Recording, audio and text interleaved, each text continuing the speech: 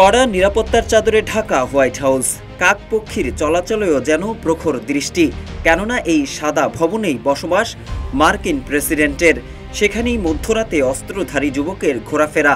উদ্দেশ্য কি তা স্পষ্ট নয়, তবে ধারণা মার্কিন প্রেসিডেন্টকেই করা হচ্ছে টার্গেট। এর আগে কয়েকবার নির্বাচনী জনসভায় হামলার শিকার হয়েছিলেন মার্কিন প্রেসিডেন্ট ডোনাল্ড ট্রাম্প। তবে এবার সন্দেহভাজন অস্ত্রধারী যুবককে করা হয়েছে গুলি।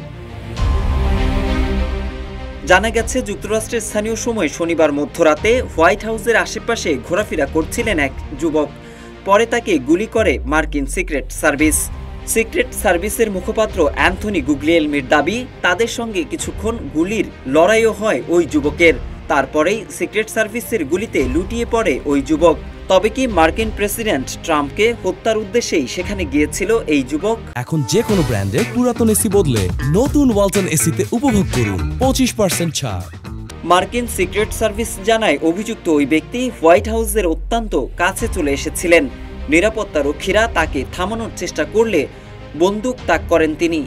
এ সময় সন্দেহভাজন ওই যুবককে লক্ষ্য করে গুলি চালানো হয়। তবে গুরুতর জখম অবস্থায় কড়া নিরাপত্তা বলয়ে তাকে হাসপাতালে ভর্তি করা হয়েছে। জানা গেছে, বন্দুকধারী ওই যুবক আমেরিকার ইন্ডিয়ানার বাসিন্দা। কে ওই যুবক, কি উদ্দেশ্যে ওই সময় হোয়াইট হাউসের আশপাশে ঘোরাফেরা করছিলেন তিনি, সেসব স্পষ্ট নয়। গোটা ঘটনায় তদন্ত শুরু হয়েছে। বার্তা সংস্থা রয়টার্স জানিয়েছে, ঘটনার সময় হোয়াইট হাউসে ছিলেন না মার্কিন প্রেসিডেন্ট ডোনাল্ড ট্রাম্প। ছুটি কাটাতে নিজের ফ্লোরিডার বাড়িতে গিয়েছিলেন যুক্তরাষ্ট্রের নতুন প্রেসিডেন্ট। তবে ওই লোক তাকে গুলি করতে সেখানে গিয়েছিল কিনা তাও জানা যায়নি।